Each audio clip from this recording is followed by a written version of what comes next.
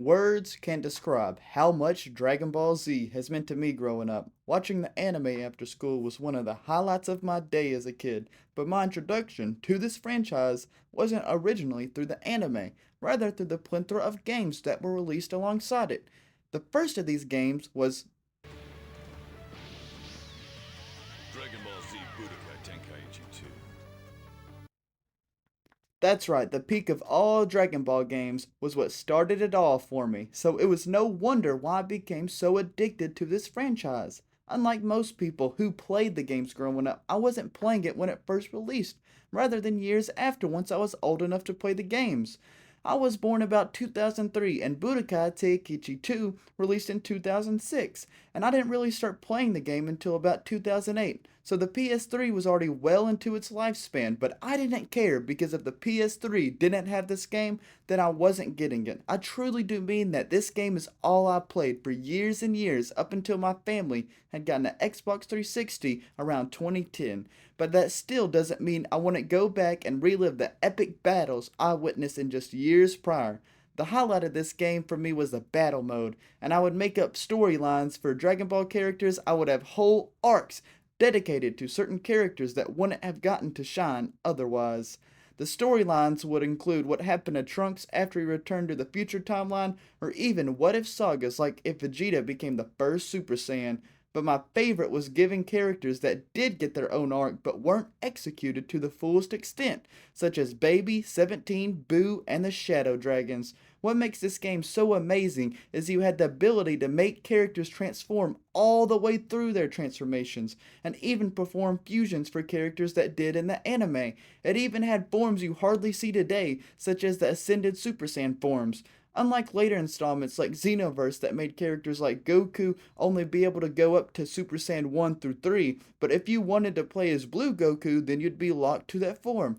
But I'm hopeful that's going to change for Sparking Zero. Speaking of transformations, Budokai Tenkaichi 2 also allowed characters like Vegeta and most of the other Saiyans to go grade 8, and you could fight with or against them in their huge bulky ape forms.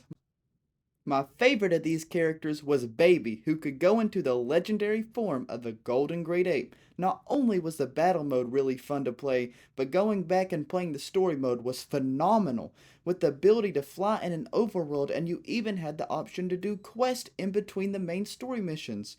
This part was awesome and something I really looked over as a kid, but the older I get, the more I realized how special this was at the time.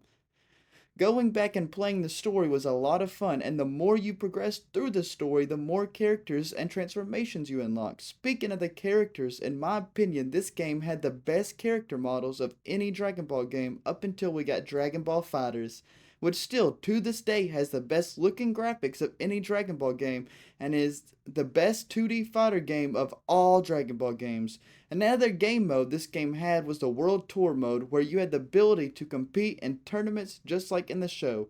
This game had three different tournament modes, including the main world tournament you see in the show, the Cell games, and the tournament you see in the Bojack movie. The movies were also something I watched religiously as a kid, and that's another reason I love this game so much, because it had almost all the movie villains, even having all their transformations for characters, so I loved playing as Android 13 and Bojack since they had some of the coolest transformations in the whole franchise.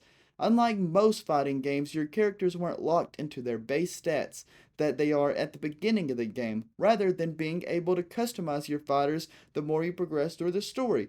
The ability to customize your Z Warrior stats was something I loved to do, and I would try and make my Z fighters as strong as possible so it would make the battles that much more entertaining. I would even upgrade my villains as much as possible so I could battle it out as long as possible each match. The battle mode just wasn't one-on-one fights, but they also gave players the ability to have tag team battles, where you can swap up to 5 fighters on each team, so you can have some battles that lasted longer than an actual episode of Dragon Ball.